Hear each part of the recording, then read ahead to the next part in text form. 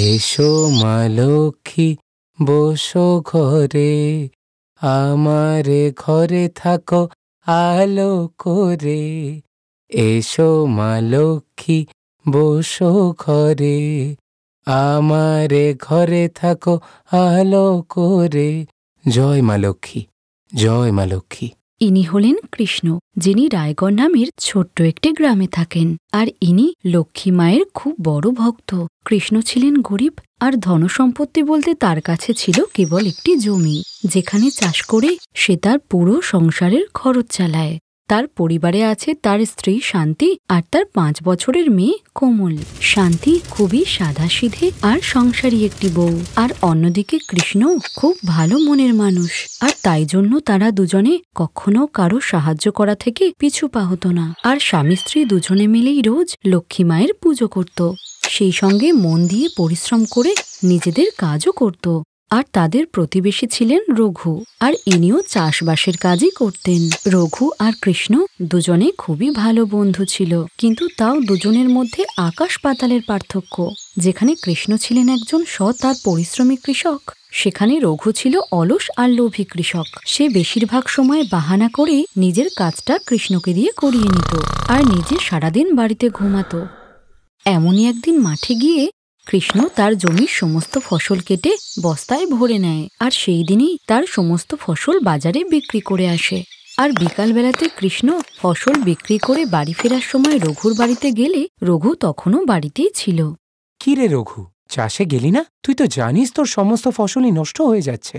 আরে ভাই, আজকে না আমার হাতে খুব ব্যথা করছে। আমি ডাক্তারের থেকে সবে সবে ওষুধ নিয়ে এসেছি। আরে বুঝতে পারছি না রে, কি যে করব। তাই বলছিলাম, তোর তো ফসল কাটা সব শেষ, তাই আমারগুলো একটু কেটে দে না রে। ঠিক আছে, আমি কেটে দেবো, তুই এখন বিশ্রাম কর। রঘু তো কাজ থেকে পালানোর বাহানা খুঁজছিল, কিন্তু কৃষ্ণ তার বন্ধুত্ব পালন করছিল। সে তার বন্ধুর সাহায্য করলেও দেরি হয়ে যাওয়ার কারণে রঘুর জমির অর্ধেক ফসল প্রায় নষ্ট হয়ে গেছিল। দেখ রঘু, তোর দেরি করার কারণে তোর প্রায় সমস্ত ফসলই নষ্ট হয়ে গেছে। যা ছিল দিয়ে গেলাম, বেঁচে আয়। ভাই একটা কাজ কর, তুই বরং এগুলো বেচে আয়, যা পয়সা পাবি আমাকে দিয়ে যাস, ঠিক আছে? আচ্ছা ঠিক আছে, আমি যাচ্ছি না হয়। কৃষ্ণ ছিলেন পরোপকারী মানুষ, তাই সে রঘুর কথাতে রাজি হয়ে যায়। এখন তো রঘু তার জমির বেশিরভাগ কাজ কৃষ্ণকে দিয়েই করাতো। ফসল ফলানো, ফসল বিক্রি করা, নিজের জমির কাজের সঙ্গে সঙ্গে কৃষ্ণ রঘুর জমিরও সব কাজ করত। আর রঘু বাহানা করে বাড়ি বসে দিনরাত শুধু ঘুমিয়েই যেত। কিন্তু একদিন রাত্রিবেলাতে কৃষ্ণ যখন সিঁড়িতে উঠতে যাচ্ছিল, তখন তার পা পিছলিয়ে গিয়ে সে মাটিতে পড়ে যায়, আর তার কোমরে খুবই আঘাত লাগে। ডাক্তার কৃষ্ণকে বিশ্রামে থাকতে বললেও কৃষ্ণ খুবই চিন্তা করছিল। শান্তি, এবার কি হবে? মোটরের দানাগুলো যে একদম কাটার জন্য তৈরি, আমি যে এখনো যেতে পারলাম না। তুমি চিন্তা কেন করছো? তুমি তো রঘুদাকে কত সাহায্য করেছ। নিজের জমির সঙ্গে সঙ্গে তুমি তো রঘুদাদার জমিও দেখাশোনা করতে। তুমি রঘুদাকে বলে দাও জমির মটরশুঁটিগুলো কেটে নিতে। তুমি একদম ঠিক কথাই বললে, এই বিপদের দিনেই তো বন্ধু বন্ধুর কাছে আসবে। কৃষ্ণ রঘুর কাছে সাহায্য চাইলে রঘু পরিষ্কার না বলে দেয়। আরে ভাই কৃষ্ণ, তুই তো জানিসই আমি সেরকমভাবে বেশি ফসল কাটতে পারি না। আমার নিজেরই অনেক ফসল জমা হয়ে রয়েছে। আমি সেগুলো কাটবো না তোর ফসলে হাত দেবো? তাই বলছিলাম কি ভাই, তুই একটু অন্য কোনো ব্যবস্থা করে নে। আচ্ছা আমি চললাম, আমার খেতে অনেক কাজ আছে। রঘু, আমি সবসময় তোর কাজ করে দিয়েছি, আর আজ তুই আমার বিপদের দিনে মুখ ফিরিয়ে নিচ্ছিস? আরে ভাই, আমি কবে বলেছি যে তুই আমার কাজ করে দিসনি? কিন্তু তোকেও তো একটু ব্যাপারটা বুঝতে হবে। দেখ ভাই, তোর যদি অন্য কোনো দরকার থাকে আমাকে ডেকে নিস, কিন্তু কাজের জন্য একদম বলবি না। আমার আবার কাজের নাম শুনলেই জ্বর চলে আসে। আমি এলাম রে ভাই, এলাম। এই শুনে কৃষ্ণ অবাক হয়ে গেল। যে বন্ধুকে সে সবসময় সাহায্য করেছে, সেই বন্ধুই অসময়ে স্বার্থপর হয়ে গেল। আর কৃষ্ণ এটা ভেবেই কেঁদে ফেলে যে এখন তাকে সাহায্য করার জন্য আর কেউ নেই। একদিন কৃষ্ণ সাহস করে শান্তির সঙ্গে জমিতে গিয়ে দেখে যে তার জমির সমস্ত ফসল নষ্ট হয়ে গেছে। যা দেখে সে বলে, হে ভগবান, আমি তো কোনোদিনও কারুর কোনো খারাপ চাইনি, তাহলে আমার সাথে এটা কেন হলো? আমি আমার বন্ধুর বিপদের দিনে সবসময় ওর পাশে ছিলাম, আর আজ যদি আমাকে ও একটু সাহায্য করতো তাহলে আমার মটর দানাগুলো এইভাবে নষ্ট হতো না। সব শেষ হয়ে গেল শান্তি। মা লক্ষ্মী আমাদের ওপর থেকে মুখ ফিরিয়ে নিয়েছে। তুমি আমাদের সাথে এমনটা কেন করলে মা? বলো বলো মা। তুমি ঠিক বলেছ, তুমি সবসময় রঘুদাকে সাহায্য করেছ, কিন্তু আজ বিপদের দিনেই সে পাশে নেই। তুমি এত চিন্তা করো না গো, ভগবান সব ঠিক করে দেবেন। কৃষ্ণ খুবই কাঁদছিল, আর সেই সময়ই আকাশপথে ভগবান বিষ্ণু আর মা লক্ষ্মী যাচ্ছিল। আর মা লক্ষ্মী দেখল যে কোনো দুঃখী ভক্ত তাকে স্মরণ করছে, আর সে দেখল কৃষ্ণকে। দেবী, তোমার ভক্ত যে তোমায় কাতর হয়ে ডাকছে, আর তুমি যে মা লক্ষ্মী, অন্ন আর ধনের দেবী, তাই নিজের ভক্তের ওপর কৃপা দৃষ্টি করো দেবী।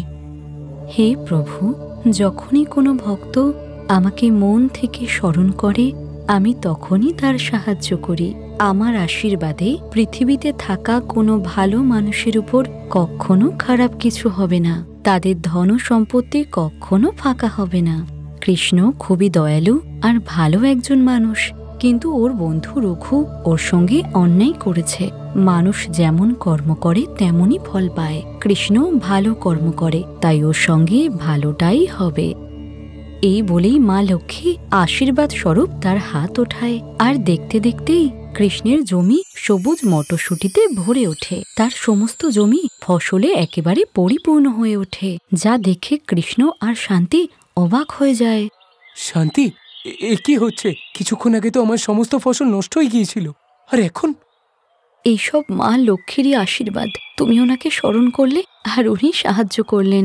এবার চলো, তুমি আর আমি মিলে ধীরে ধীরে সব ফসল কেটে নিই। আমার মা লক্ষ্মী খুবই দয়ালু। আমি তোমায় বলেছিলাম না, মা ঠিকই আমাদের ওপর প্রসন্ন হবেন। এই বলে কৃষ্ণ আর শান্তি মা লক্ষ্মীকে স্মরণ করে তাকে ধন্যবাদ জানায়। আর এদিকে কুড়েমি করে ফসল না কাটায় রঘুর জমির সমস্ত ফসল নষ্ট হয়ে গেছিল। আগে কৃষ্ণ তাকে ফসল কাটতে সাহায্য করত বলে তার হাতে টাকা আসত, তাই আজ সে অভাবে পড়েছিল। কিন্তু কৃষ্ণ এটা বুঝতে পেরেছিল যে রঘু একজন স্বার্থপর মানুষ, তাই সে এই বন্ধুত্ব ভেঙে দিয়েছিল। আর রঘু শিক্ষা পেয়েছিল, সে একজন ভালো বন্ধুকে হারিয়ে ফেলেছিল। এই কাহিনী থেকে আমরা এটাই শিক্ষা পাই যে আসল বন্ধু তো সে, যে বিপদের দিনে সাহায্য করে।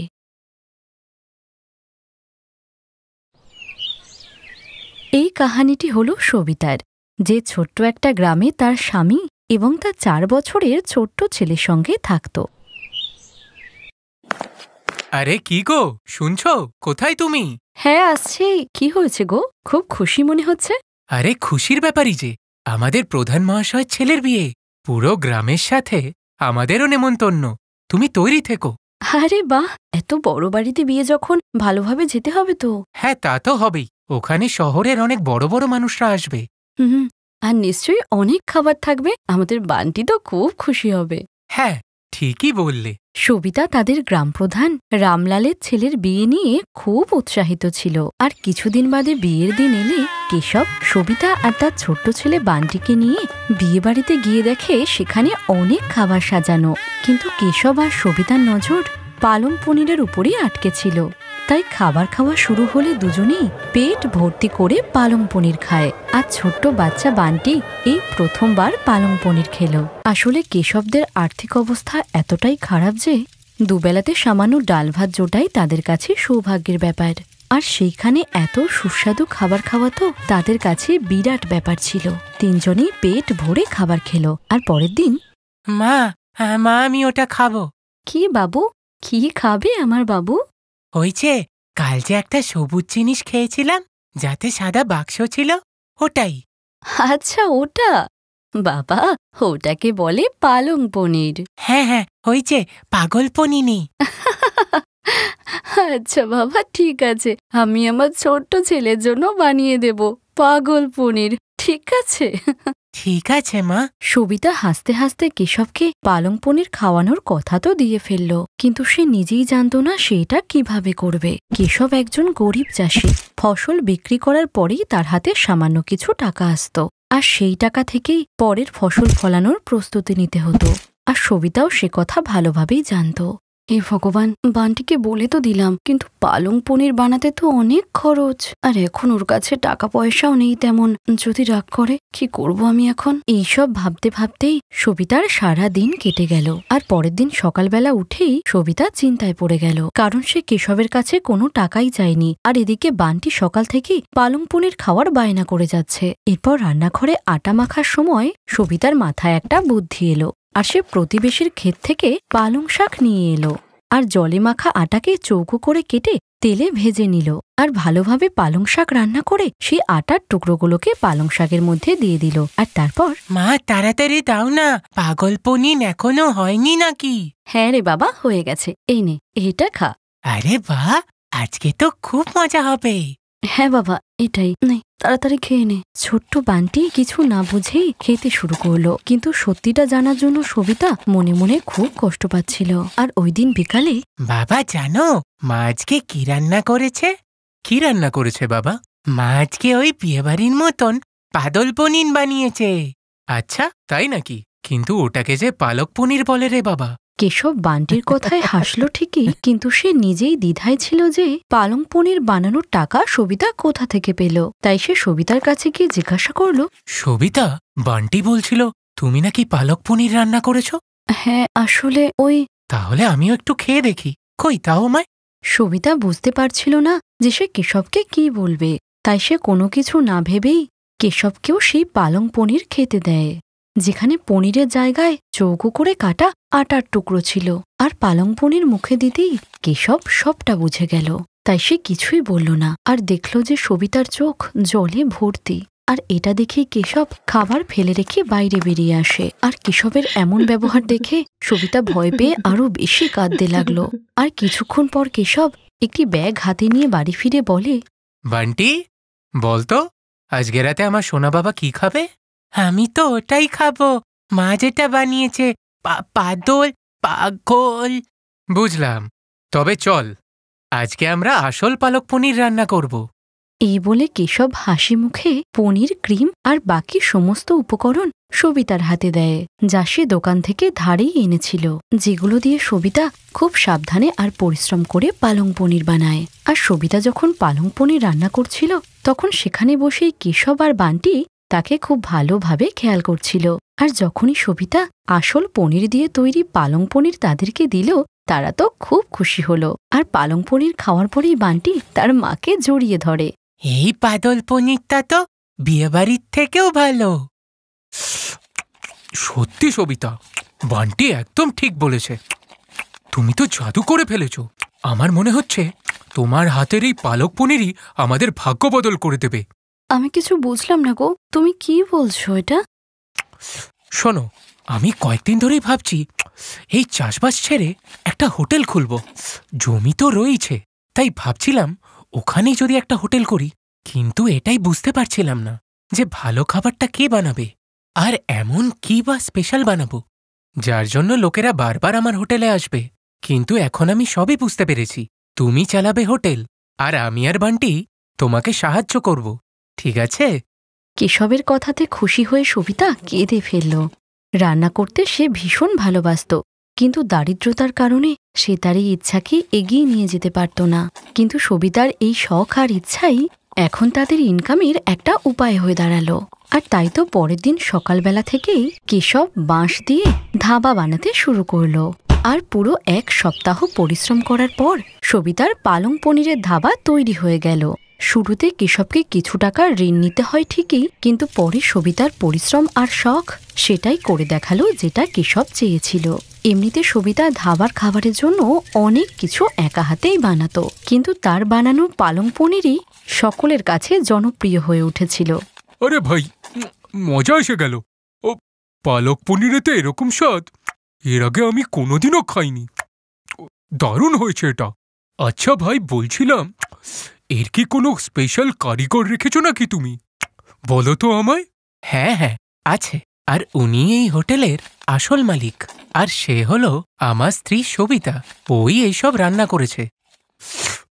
আরে বাহ, এই তো দারুণ ব্যাপার। আচ্ছা শোনো ভাই, সামনের মাসে আমার বাড়িতে একটা অনুষ্ঠান আছে, সব খাবার কিন্তু তোমাকেই বানাতে হবে। এখন বলো কত অ্যাডভান্স নেবে?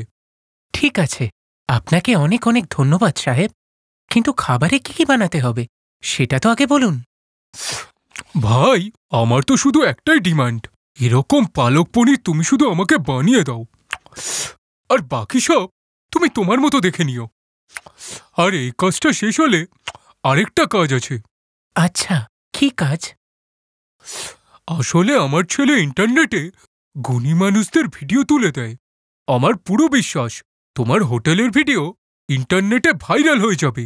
এখন সবিতার বানানো পালং পনির আর সবিতার ধাবা একটা পরিচিতি পেতে চলেছিল, যার জন্য কেশব, সবিতা আর সবথেকে বেশি খুশি ছিল বান্টি, কারণ সে যে তার পছন্দের পালং পনির এখন রোজ খেতে পারছিল। Thanks for watching.